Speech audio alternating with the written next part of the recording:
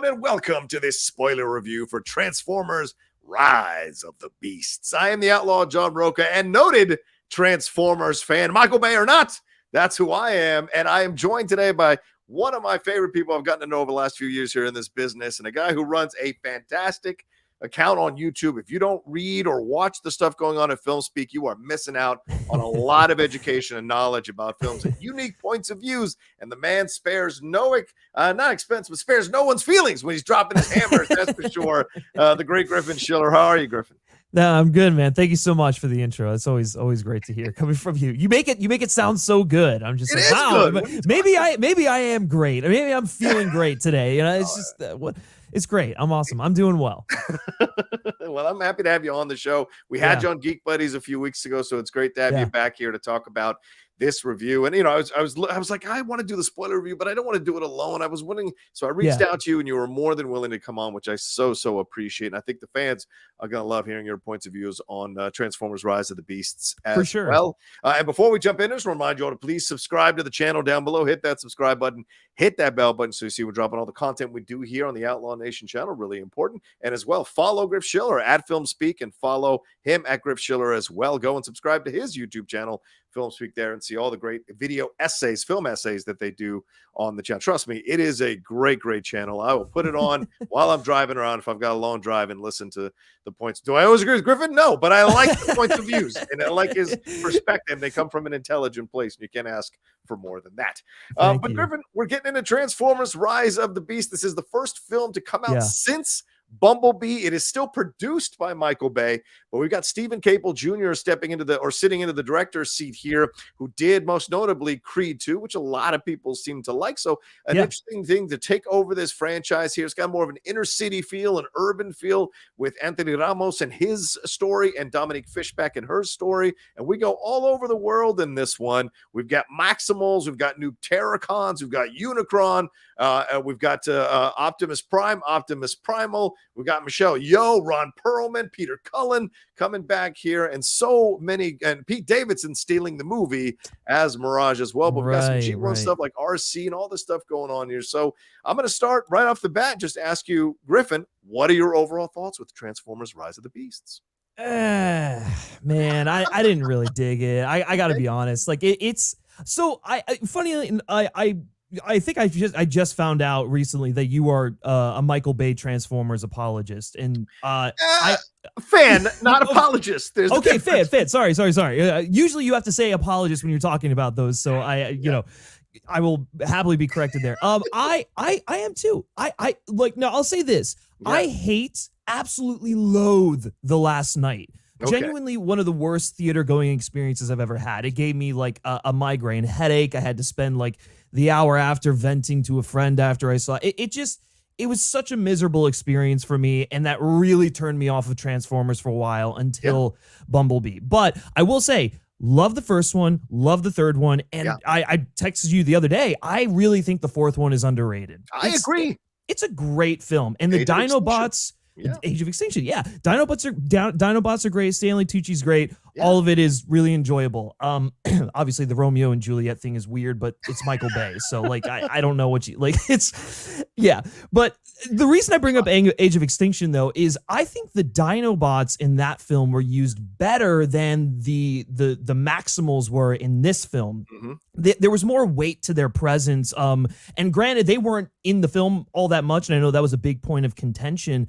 But outside of like Optimus Primal in Rise of the Beasts, I really didn't feel like any of them were doing too much. Like at least the Dinobots, each major player in the climax was riding one of them, and they were just, I mean, they're dinosaurs. It's not like they're gonna like interact or really anything. Like, but with the Beast Wars characters, the Maximals, it's like that's such a beloved group of Transformers. I'm really surprised that they just kind of use them to sell the movie. It's like, and especially someone like Steven Caple Jr., who's like a massive fan. I'm surprised that he didn't really lean into that a bit more. So that was pretty disappointing. But overall, I guess to get to the point, my biggest issue was that none of it was very none of it was memorable. It was a pretty forgettable film. I actually found the action. I know a lot of people have been digging the action. I found it to be really bland and just kind of paint by numbers. Like there's some cool like fluid movements, but the climax especially just kind of takes place in this open, like I don't even know what it is. Like it's not a field, but it's just you know, it's just there in this like this cataclysmic thing. And say what you will about the Michael Bay films, I always felt the weight of the moment there. I always felt the intensity, the drama. Like even if it was over dramatic, it was like I feel the epic nature of the conflict going on here. It feels like they're going for that, especially with Anthony Ramos's character and Mirage and their relationship. It never really comes together. And I love the beginning of it. And then, but just the direction that it kind of goes down, the path it goes down, I was just sort of like, this is just this is the least interesting way you could have told this story to be kind. And I don't know if that's studio interference, if it's just the idea that Steven Caple Jr. had, because apparently he had ideas that were rejected and whatever. I don't know, but it was, I was a bit bummed, man, because I really like him as a filmmaker, love Creed 2, was hoping for like another great Transformers film just to kind of rejuvenate everyone after Bumblebee, which I love. But yeah, this just didn't do it for me. Yeah, it was an interesting approach for sure. Going through the inner city approach, which we haven't really seen before in Transformers. Of course, you get Steven Caple Jr., which is very adept at giving you that point of view. Certainly, the '90s soundtrack, the '90s hip hop soundtrack, was pulsating throughout the movie. Was it overused a bit in the beginning to let you know, like it felt like you were in the car ride with someone who was just gonna show off how much they know about '90s R&B rather than fitting them organically in the film? When they slowed down on that stuff, and then when it popped up, like certainly when Bumblebee showed back up and it was Mama Said Knock You Off from LL Cool J, that really worked. When they put gaps in between them, I thought that really worked. The overall story, I agree with it, feels a little undercooked. And that's the problem sometimes with these Transformers movies. All of them, and I'll flat out admit this, is they don't do enough of laying the groundwork of what they're talking about. They expect you to have done the research before you walk into the door. And I think that becomes a problem when you're looking at films like this. So I thought the story overall, you got this thing that they've got to, got to get out of the hands of Unicron and the Terrorcons, or else he's going to eat the earth. I get it. Okay, good. Got it. But you're right. We're not introduced to the Maximals with enough time and presence to really get to understand their relationships, understand who they are. We have Rhino. We have the other Maximal that doesn't get, the Tiger doesn't get any kind of backstory or any kind of understanding of who they are. Michelle Yeoh and Ron Perlman get the most focus here, but we don't understand anything about their relationship. That opening, we have the back and forth with the other Maximal there who sacrifices himself to protect them. We're introduced to Scourge, but then there's no real, then we just jump centuries later and we find this thing. And even with the Dominique Fishback and Anthony Ramos character, we don't get enough of what is Dominique Fishback's background. She's walking exposition. That's all she is. That is frustrating, and especially because you're a black filmmaker and you got a black character. Like, let's see their story. Let's see where they're coming from. Apparently, her father drove a taxi and died, but that's all exposition. Let's see some more. Let's see what she did, and we get her boss introduced. But then there's no like comeback on that. Why isn't the boss watching the 60 minutes episode at the end and being like, oh wow, I'm out of a job or whatever, just feeling the sting of being rude to her intern who is much more capable than she is, which they lay the groundwork of in the beginning of the movie when she's saying what's real and what isn't in that auction. So, and then with the Anthony Ramos character, they spend considerably more time laying the groundwork there with him and his brother and the situation between them.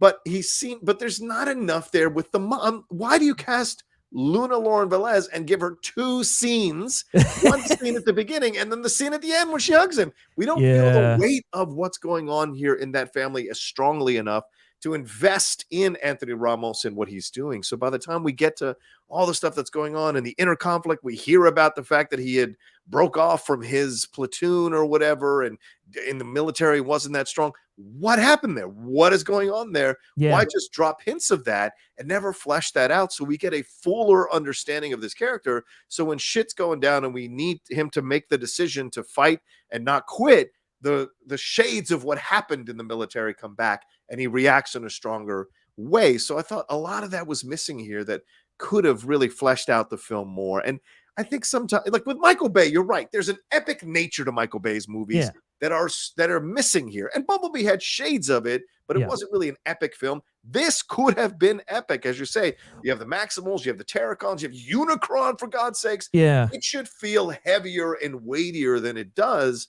I did enjoy the action sequences, though, and I did enjoy the performances. And certainly Pete Davidson stole the show, and the Cristo Fernandez coming in as Wheeljack was great. I enjoyed that. And RC was nice, but I would have liked some more with RC as well.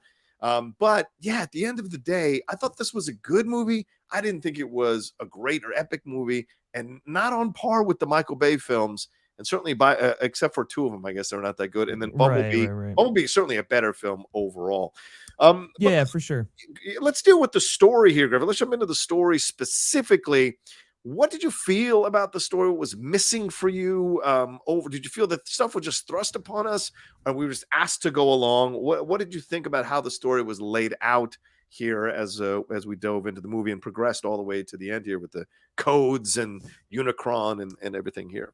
Right. Yeah. To your point, I think a lot of the issues with the story here come down to telling instead of showing, which it's just like it really is bogged down by so much exposition. And it's not even like, and I was thinking about this because all of the other Transformers movies have like that one scene where there's a lot of exposition. But the thing about those scenes is that the exposition is given to us by a really, really charismatic character actor, whether it's John Turturro, whether it's like Francis McDormand, whether it's Stanley Tucci, or like I don't even know who, like there's so many other. There's like so many weird character actors here, like John Malkovich, Anthony Hopkins, Kelsey Grammer. Kelsey Grammer, right. It's like I'm like listening to all these names. I'm like, oh my god, these people are in Transformers movies. What? But when all that stuff is going down, you're going along with it because they're just these A-list character actors kind of like debasing themselves for entertainment. And so it's just like, I'm like, all right, let's do this. They're having fun. I'm having fun. The exposition in here, like Dominique Fishback is an incredible actress, especially coming off of something as just like insane as Swarm. Seeing her in here, she's just like not utilized to her fullest. And so when a lot of like the story and the narrative is kind of coming from her, or the explanation of these artifacts and whatever, I'm like, it's fine, it's serviceable, it's just too much. And then conversations between characters just kind of feel like exposition, exchanges. They're not really talking. We're not really learning anything. I do like the sort of like leadership arcs and how like Noah parallels Optimus. That's a really interesting idea, but it almost like negates the point of having Mirage in there. I understand like Mirage is supposed to be the tether to like Noah's brother, but they don't really bring that in until he like sacrifices himself at the end. And by that point, I'm like, I don't feel like Noah and Mirage really had that close of a bond. It felt like Noah's his relationship was more, figuring out Optimus Prime with the help of, Dominique Fishback's character. And I was like, I almost feel like had you stripped away Mirage, honestly, if you got rid of all of the Autobots outside of Optimus Prime and let the Maximals take the Autobot slots and then have like someone like Optimus Prime learning leadership from someone who was like of a future generation who like, I think that was like one of my favorite moments. Sorry, I know I'm all over the place here, but like that was one of my favorite moments. Was Optimus Primal was like, wow, this guy that like I got my namesake after isn't who I thought he was. And I'm like, I've kind of figured out the leadership thing better than he has. So I kind of like, it's sort of like that future generation trying to help the older generation understand maybe where they can, fix some things where they may have went wrong or whatnot. And like, that was kind of a cool little, I loved that dynamic there. The subplot, it had that been like more of a focal point, and then you bring in Anthony Ramos's character, who's also, a big part of that would have felt like more of a cohesive idea, as opposed to just, bringing in another like Bumblebee just because you needed like the guy in his car sort of thing. You didn't really need that. You just needed Optimus Prime. And so, Yeah, that was and speaking of Bumblebee, what they did with that character, I really did not like in this movie. The fake out death. I was just like, how many times have we seen Bumblebee almost die in these movies and then get resurrected? Same with Optimus Prime. Doesn't really work for me. And then Bumblebee's like entrance into the climax, his like big moment is cool in isolation, but he's so detached from the rest of the story outside of like just Optimus kind of feeling the weight of his failure. And then he comes in and it's just barely, I don't know. It just, it felt really flat because he has nothing to do with the story going on here. Right. So that was frustrating. Yeah, the stuff with Unicron is interesting because it definitely, especially with the Maximals, it feels like there is this like environmentalist kind of bent to things going on here that you definitely get like, you know, these big corporations that are mining resources and all consuming. And then you've got the Maximals being like the natural world fighting against that. And that's really cool stuff. Scourge is like interesting as like, he's kind of like, I guess the second in command there, or one of his second in commands, kind of like fueling the machine as you will. Like, I don't know. There was some interesting ideas there thematically, especially as it pertains to like our grapple with, you know, climate change and whatnot. I just don't think they really fully committed to that as much as I perhaps would have liked them to. But it was cool to finally see Unicron in some, you know, regard like that. But yeah, I don't know. It was a bunch of really cool ideas that just felt like they couldn't pick a lane, and then it never came together the way I would have liked. Yeah, I think I agree with most of what you're saying. I felt like, there were some things that were mentioned or things that were alluded to that they didn't fully flesh out. So you have to ask the question, why? Why would you allude to these things if you're not going to flesh them out, if you're not going to explore them a bit more? Certainly what you were talking about here, when you're looking at how they're playing the Bumblebee character, I think they were like, this is an easy script decision. Let's just kill him off so we can have the boy in his car with Mirage and Noah, and they'll have their relationship, because Bumblebee is usually the person who does that relationship. So let's move him out of the way by killing him off for a while. But you're right. I mean, I think there's a bit of a mistake there. Let him be a different. Let's have a new aspect of him. How do you play Bumblebee when he's not the one who is the kid with the car? We got all that stuff. There could have been more allusions to Haley Steinfeld's character from Bumblebee, some connective tissues there, because certainly they've connected the universes now with this movie, and so it would have been nice to see a little bit more. Go ahead. Yeah. Well, real quick, I think that was the other thing. So you mentioned you really like Pete Davidson. I really did not like that character.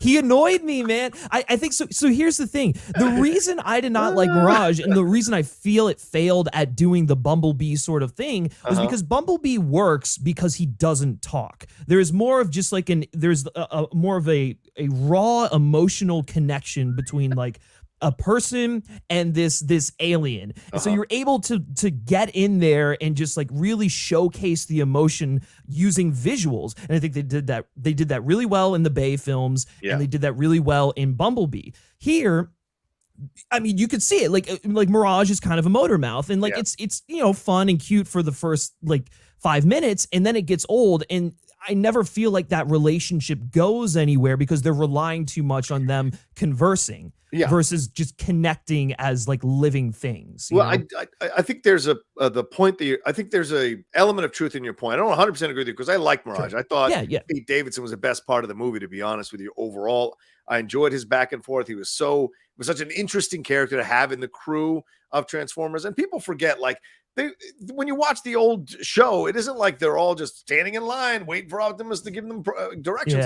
They all have weird fucking personalities. That's the whole point of Transformers. It's very strange, and everyone's different, and it's like being in a school, which is why it appeals to kids. You have weird characters in your school that you're living with and going to classes with, and so it all just connects, and you've got that one person who's in charge, the teacher or the principal or what have you, or even at home, right? You've got your dad or your mom, and all the other kids have different personalities. So that's how it works, I think, with Transformers overall on a kind of subconscious level, that it connects with people. So the Mirage stuff makes sense, because sometimes you have to deal with a motor mouth. I mean, we're not going to get into any Flash spoilers, but there is a scene between Barry and Barry where Barry tells Barry, Jesus, I understand now what it's like to be on the side of you. So this I think worked for me as a different flavor for the boy in his car thing. But I do agree that there's something between Anthony Ramos's performance and Pete Davidson's performance that don't link up to get that special vibe like we got with Shia LaBeouf in the first film, like we got with Haley Steinfeld in Bumblebee. There are connective tissues that need to be, and there's not enough. Anthony's too caught up in creating this Noah as a very self-involved and brooding and stressed kind of person. But Mirage has got to bring that out. Mirage has got to change him, right? And there's got to be a little bit more here between them. And certainly when Mirage sacrifices himself for Noah, I thought that's a great moment, but it leads to his brother being the one that actually motivates him. And then Mirage doesn't actually die. So we get all that. But to me, there was something that could have been explored more. I agree with you on that level. I thought the Noah character was either underwritten or underplayed or underdeveloped, because we should have felt much more connected to what he was going through and what he was experiencing overall. Especially me as a Latino, definitely should have connected a little bit more with what they had going on. And look, I love the South American references. My parents are Bolivian, so I know about Aymaru and Quechua. I know all that stuff. So to me, I was really jazzed, to use lack of a better term, to see that in a Transformers film. That was interesting. And you're right, they bring up the environmental stuff, which I thought was really effective. How a big corporation will come in, or a big country will come in and take the resources from a country or from a place. And certainly you see that in this film here going on. Sorry about that. In this film going on here, that Unicron essentially represents that. So I appreciated that 100% for sure. I thought, but I think you might make an excellent, or I think another way to look at this is, what if we had gotten rid of the human characters completely? Did we really need them? I think we could have connected. I think so. Yeah.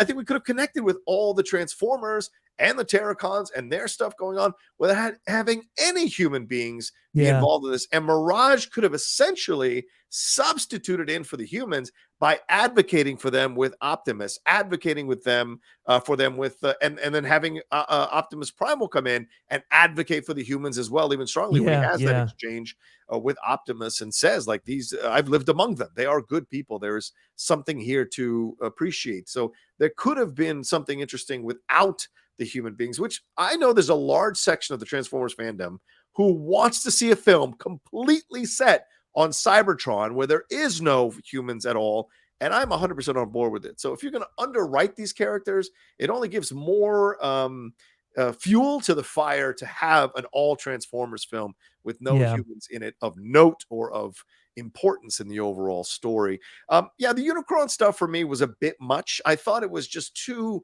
it just seemed like such a, I'm just going to eat the planet. I just wanted something more powerful from it. And Scourge, I thought Peter Dinklage did a great job with that character. I thought the look of the character, the purpose of the character was really strong. But as you said, here's good ideas. We hear from Michelle Yeoh that he was a last member of his planet who was taken over and his family was killed by Unicron, and he was turned into someone who was in service of Unicron. And you saw moments where Scourge was afraid and feared Unicron. That could have been twisted to where he turns on Unicron, helps the Transformers, that helps stop Unicron for once, and maybe he becomes part of the Transformers there on Earth. That could have been a much more interesting turn than Optimus finally figuring out, after getting his ass kicked 7 times, that he needs to show him who the real Optimus is, and slice him up into pieces and throw him into the lava. I think there could have been more here. And also, you introduced Michelle Yeoh, and then she essentially dies after a couple of scenes, and that is super frustrating, again, with the Maximals, to not have more time with them, but then to kill them off, or not even give those other 2 real lines to say that had any consequence. And that was a frustrating thing to see in the film. So, I mean, again, I'll go back to this. The action sequences, I like them. I know Griffin said he didn't, but I think they put him out on a plane like that, because there were so many complaints about the Michael Bay films that you couldn't tell who was fighting who. And they're like, let's strip away everything, and that way we'll see who the hell is on whose side and what is going on. So, and it had a little bit of the Endgame vibe as well by putting it out. I think that was what did it for me. I was just like, this, it works in Endgame because of like everything. Like, that's fine. It works there. But I feel like there's a little bit of a trend where like a lot of films feel like they have to have that like the very empty battlefield. I mean, like, you know, even so, like Flash. I was literally about to say that, like, Flash kind of has that too. I mean, I understand narratively why it is, but it's still just, you know, I think that it felt like they were trying to find a happy medium between Bumblebee and the Bayformers, and it doesn't really do any of it all that well. Like if you're gonna try and like put a new spin on the Bayformers thing, and you're like, okay, we'll redesign the Autobots or we'll redesign the Transformers so that you can like see them more clearly in the action sequences, but we're gonna shoot it like they shot the Bay stuff. That might be the way to go about it. Because even watching stuff in like Age of Extinction, like there's a lot of just like buildings crashing and like just explosions going on, but it feels visceral. It feels like grounded in the real world. And I'm not asking for a Transformers movie to feel like super grounded. Andor. Or Andor, anything like that. But like just give me like practical explosions, something that is like exciting. Like I don't know if you noticed this, but like Steve Jablonsky's score, they really only used the Transformers cue one time in the film, and like that's such an easy way to clue people into like, this is Transformers, this is an epic moment, and it just never really, I don't know, it just felt like a lot of wasted potential in that regard. Yeah, that's an unfortunate feeling for sure. That I feel like not a majority of the film, but enough of the film for me that didn't 100% land as well as I was hoping. And look, y'all might complain because we like the Bayformer films for the most part, but like the Bayformers films at least are swinging for the fences with a massive bat, and you appreciate that. And Bay understands the spectacle is really important, because honestly, almost every one of these scripts in these Transformers films are undercooked, except for maybe Bumblebee, but just about all of them are undercooked. And so you've got to compensate for that in a certain way by making it feel crazy and epic and nuts and fun. And I think for those of us who like the Bayformer films, and by the way, they made $4.5 billion. We are not the only ones. There is something about them that works. And if this one underperforms, it's going to be a real message to maybe bring him back. So it's going to be curious to see. Let's take a quick break, man, just for my my podcast stuff, and then we'll jump into the final two pieces of this review, and we'll get on out of here. We'll be right back right after this.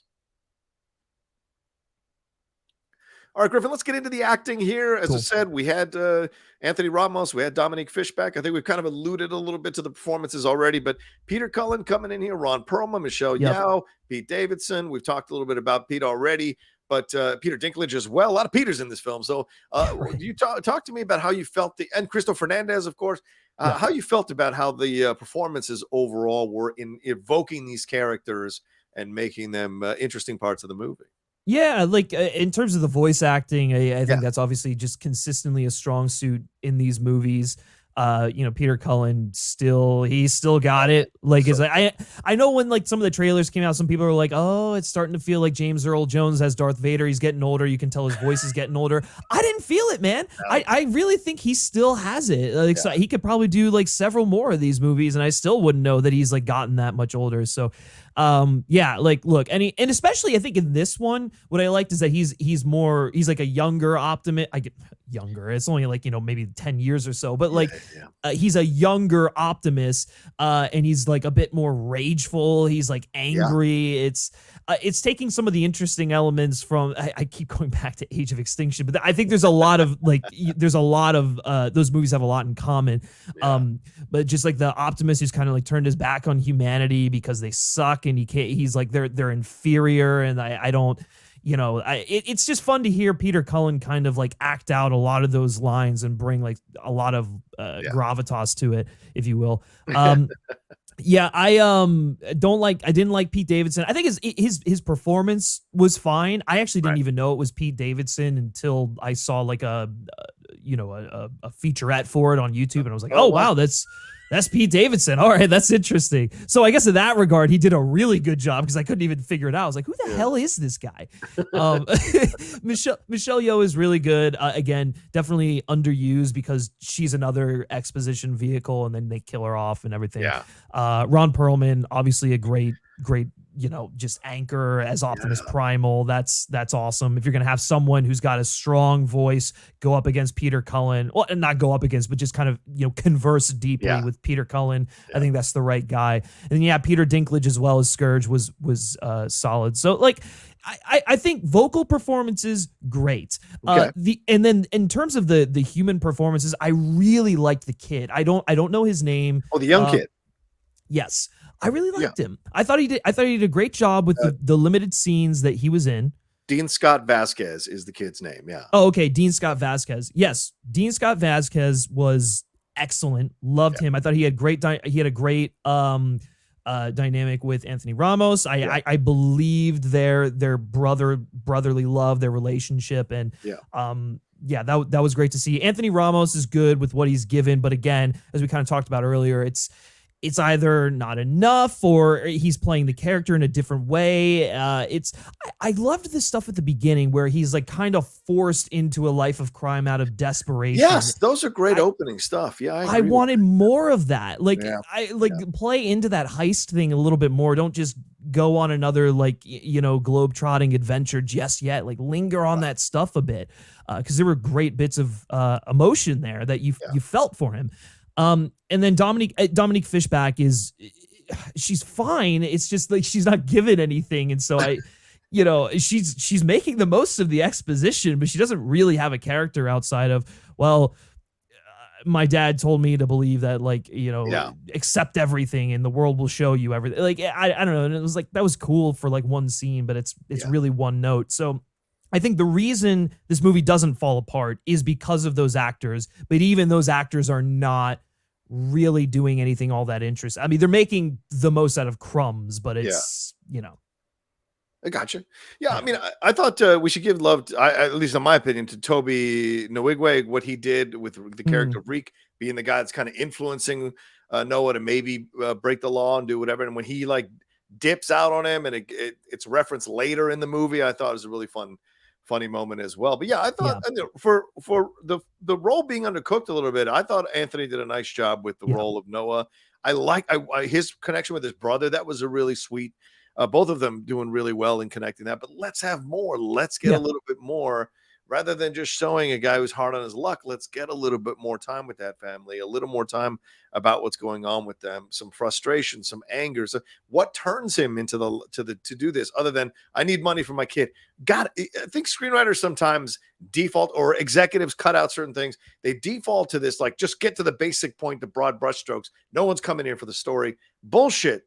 That's why people love Bumblebee so much. No matter who you talk to, Bayformer fans or not, they love Bumblebee because they spent time on this story. They spent time fleshing out that world, giving us a chance to connect to that character more. So then we are invested in them when they go on this insane ride. And I think there could have been more here.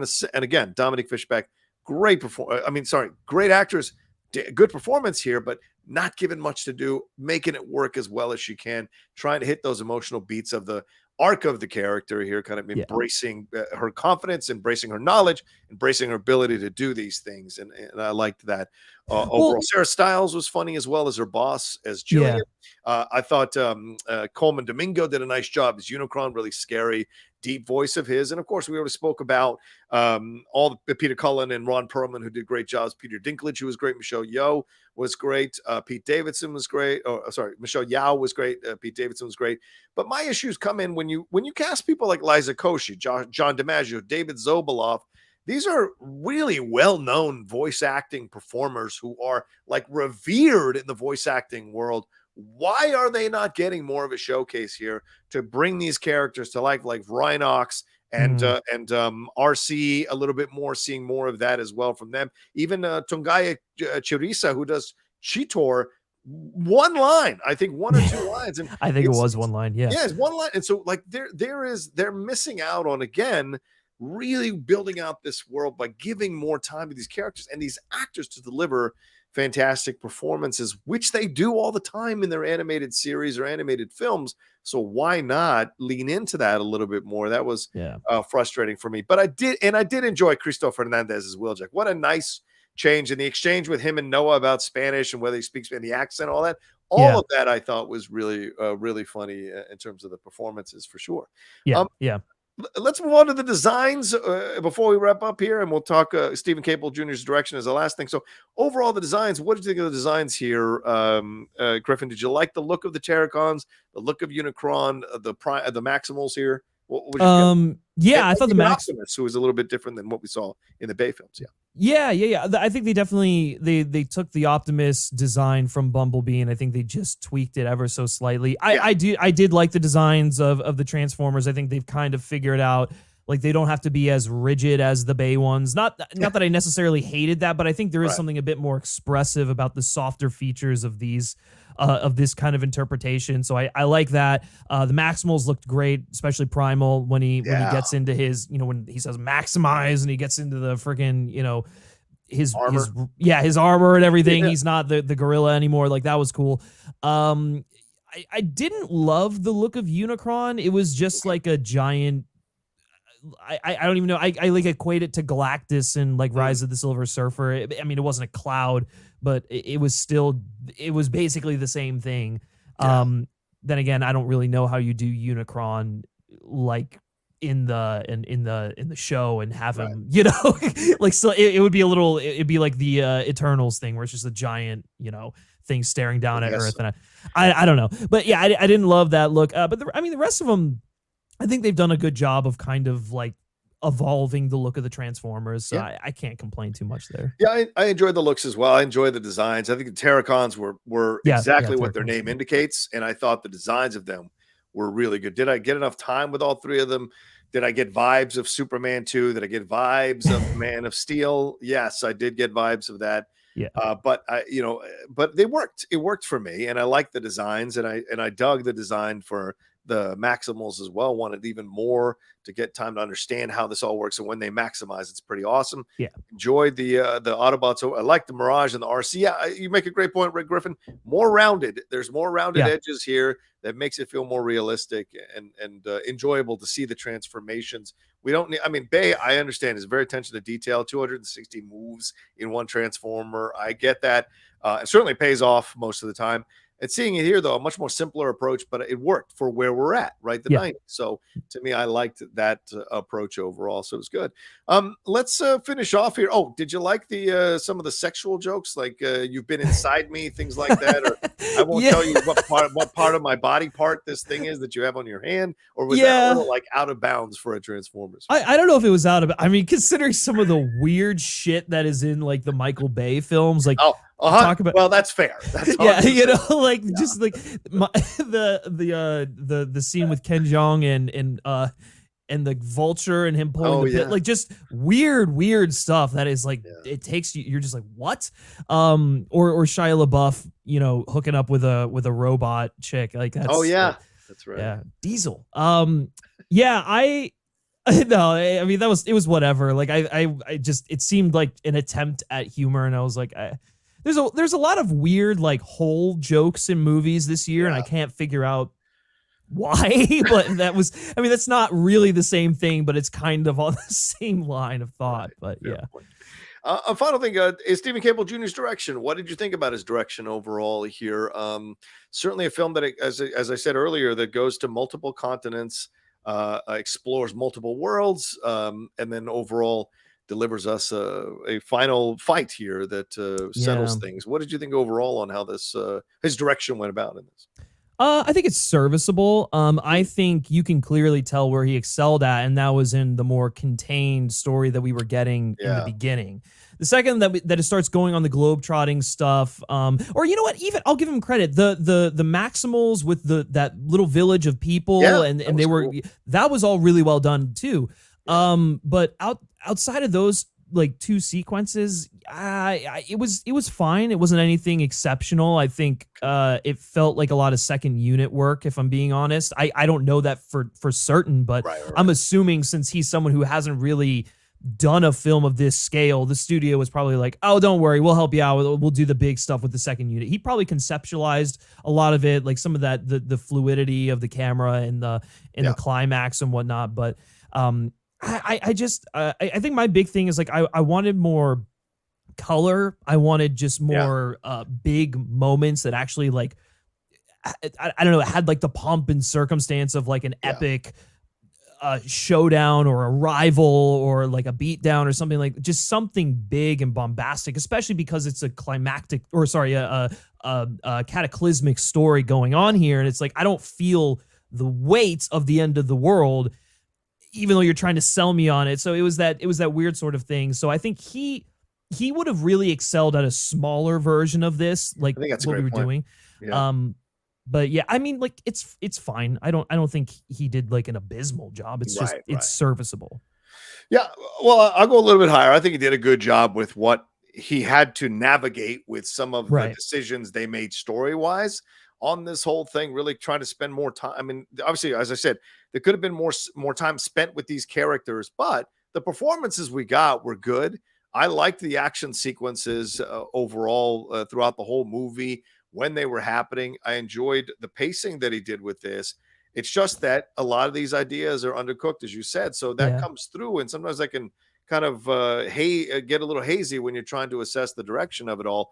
But the way he was moving the camera, the size of everything that he was trying to show, I think he was trying to show that it was epic and it was big. Unfortunately, what was going on after the camera stopped panning around and showing us all the big stuff didn't feel as epic and as big as it should have. The action sequences, the final battle rather, was a lot of fun to watch.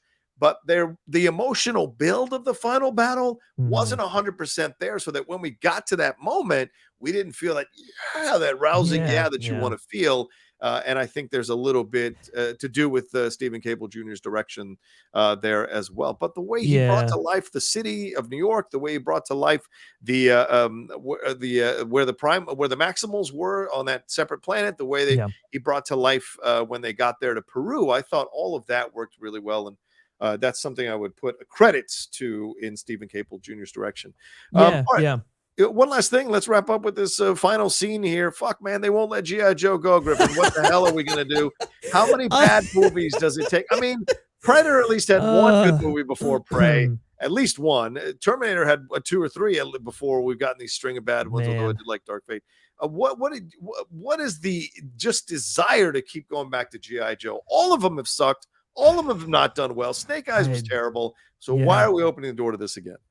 I'm asking the same question because I don't know any like that, like G.I. Joe, like that's just like that's something that was an 80s thing. It was like kind of popular, and I don't know if it really carried on past the 80s. Like, does anyone really care about G.I. Joe in the year 2023? The studio thinks so clearly. I don't know. I think it's just another case of just like, okay, they have this IP they haven't quite figured out, so we're gonna try and like put it with the Transformers because people don't want to watch G.I. Joe on their own. But we know that if we have G.I. Joe in a Transformers movie, we can get those like 3 extra people who actually know and like G.I. Joe and bring it into like it's really weird because it's gonna drag down the Transformers brand, if you can imagine that, even more. And then and then you're gonna and then it's just like the G.I. Joe stuff. Like do people know who Duke is? The Cobra Commando people, like Snake Eyes? Like it is a good question. I don't know how much of that is passed on. It's a really good question, man. Yeah. Well, it's just weird because it's not even like the G.I. Joes are really anything all that interesting. They're just like army men, and like and then the Cobra Commando is just like it's like the equivalent of like Spectre in the Bond film. It's not really like it's just an evil organization. And like I think Snake Eyes was their one opportunity to try and get something going because he's an interesting character, but they couldn't do it. So it was like, okay, I just don't think the interest is there for it. Please stop trying to make it happen. It was just one of the sad, like the movie ended and I was like, whatever. But then that thing happened and I was just like, this is sad. This is just a really desperate attempt at like brand synergy from Hasbro and just like trying to milk every last drop of IP that you can out of these things. Just, oh God, it was so weird. So weird. Yeah, there was an audible groan at my screening when I saw it. So I felt the same way when I saw it. I was like, guys, come on, this is but here's the thing they say. Here's how you save it. If you really want to put your nuts out there, you create a red state G.I. Joe. See how that works. You go full on, make it a military thing. I saw someone commenting how, the Transformers films before were military industrialization, positive in reinforcements. Like, no, come on. This, though, if you go with G.I. Joe, I think that's the way you go. It doesn't mean you have to go hardcore to the right all the way, but I think it would be real interesting to see if you can sell a film where these guys are a little more of the red state type approach. I think that's the last thing they haven't tried, Griffin. So, I think that's the only thing that would work. Yeah, you know what's gonna well. what's really funny about it? I was thinking about this. Make them all toxic. Oh God, both male and female. I think that's the only way it would work. Yeah. And then you have to get Michael Bay to direct it because it's God, like there's with his like cynicism. I just don't even. Oh my God, that would be ridiculous. But you know what's funny is I feel like they're going to somehow try and work Josh Duhamel into this because of his character in the. It's like it feels like you're like recruiting Anthony Ramos for this team is like that's whatever, like cool. Yeah. But you know that they're going to try and find some way to tie it back in to like the original Bayformer movie, and I don't know. I was actually talking to a friend about this. These movies feel like they've gone down the trajectory of the X-Men films where it's like the main timeline, like people, there were some really good ones that people liked, but then it kind of got all messed up. And like the last night was the equivalent of, I don't know, either X3 or Origins Wolverine. And so they're like, all right, let's go back. Let's do a prequel. No one really knows if they're connected to the main timeline. They haven't made that clear. I feel like Optimus is repeating similar arcs to what he's gone on in some of the Bayformers movies. So I'm like thinking maybe it's not connected, but it could be.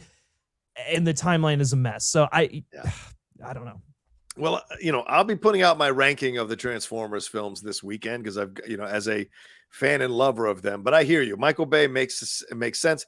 But I'll tell Griffin this, and I've never told him this. I like Last Night. I know a lot of people don't like it. I like it. Revenge of the Fallen is the terrible one. Oh, that's it is. That's a bad one. Yeah, It is horrific. It's the only one I ever talk negative stuff about. I'm like Kalinowski that way with DC. The only film he bashes Suicide Squad, the first one. But every other film he was supportive of in the DC universe. I'm that way with Transformers.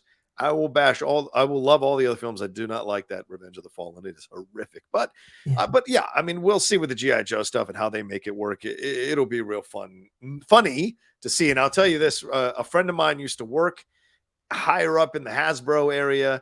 And one of the things they pitched when they were trying to connect, because they've been trying to connect all these properties for a while. One of the things they pitched is they wanted Stretch Armstrong to be connected to the Transformers universe, and they were going to have one of the G.I. Joe slide in under a Transformer. The Transformer's blood drips into the mouth of the human G.I. Joe, and he becomes Stretch Armstrong.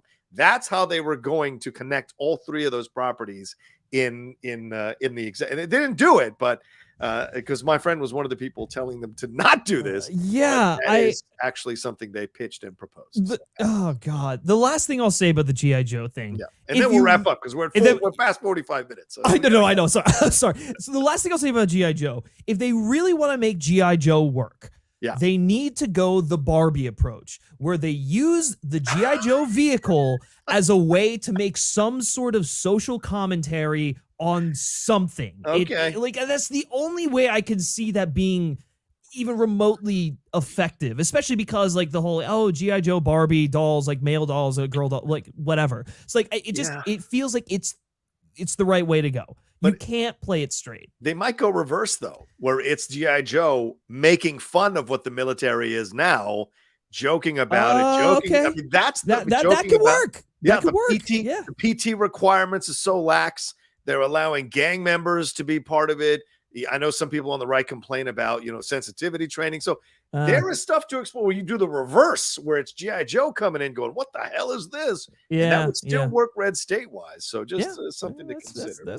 That's a good point. It's a good point. All right. Well, there you go. That's our spoiler review for Transformers Rise of the Beasts. We appreciate y'all listening to us or watching us. You can do both here. The Outlaw Nation is its own podcast network. So in case you don't want to see our pretty faces, you can just listen to us when we do stuff here. Griffin, thank you so much for taking the time. Please let people know all the stuff you got going on, brother. Yeah, so I just recorded a Across the Spider-Verse video yesterday. Hopefully that should be coming out like either this weekend or next Monday. It's a really good one, so I think that'll be fun if you want to check that out. Also, we'll have a video going more in depth on some of this Transformers stuff and some of the issues I have with it that we didn't necessarily talk about. So you can look out for that. And you can find all of that over on the FilmSpeak channel. And then if you want to follow me and my random thoughts, you can follow me on Twitter at Griff Schiller. There you go. And as for me, at the Rocha Says, you guys know, you see it down there on Twitter, Instagram, and TikTok, the Outlaw Nation on Twitch. And speaking of the Outlaw Nation, please remember to subscribe to the channel down below. Hit that subscribe button, hit that bell button, and leave us a like and leave us a comment. What are your thoughts about it? Did you enjoy it more than we did? Although I did enjoy it a little more than Griffin did. Let us know what you thought about the film down in the comments section below. And let us know if we missed anything that you want us to tackle in the future in the comments section below as well. All right, you guys are awesome. Transformers Rise of the Beast is out there now. Go and see it yourself and see what you think. And we'll talk to you next time with a brand new spoiler review video here on the Outlaw Nation. Y'all take care until then.